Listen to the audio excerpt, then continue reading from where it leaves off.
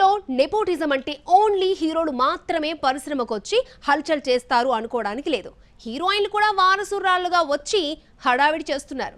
ఇంకొందరు హీరోయిన్లుగా ఎంట్రీ ఇవ్వకపోయినా ఫోటోషూట్లతో నేను కూడా ఆ రేంజ్ ఫిగర్నే అనే హింట్ ఇచ్చే ప్రయత్నం చేస్తున్నారు. ఇంతకీ అలా హంగామా సృష్టిస్తున్న ఆ వారసురాళ్ళు ఎవరు?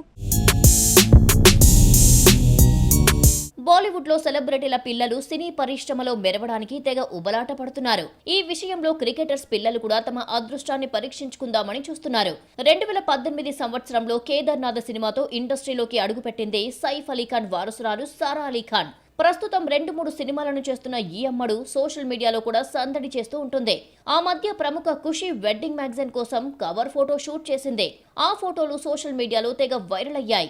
బంగారపు వర్ణపు డ్రెస్ లో అమ్మడి అందాల ఆరబోతకు నెటిజన్స్ ఫిదా అయిపోయారు. ఆ తర్వాత కూడా పలు సందర్భాల్లో హాట్ లుక్స్ తో ఆడియన్స్ ముందుకు ఏదో రకంగా పలు ఫోటో షూట్లను వదిలి హల్చల్ చేసే ప్రయత్నం చేస్తూనే ఉంది. సచిన్ టెండూల్కర్ కూతురు సారా టెండూల్కర్ ఫ్యాషన్ లో ఎప్పుడూ తగ్గలేదు. తండ్రి క్రికెట్ రంగంలో కింగ్ అయినప్పటికీ తన ప్రత్యేకత కోసం మోడలింగ్ రంగాన్ని ఎంచుకుంది.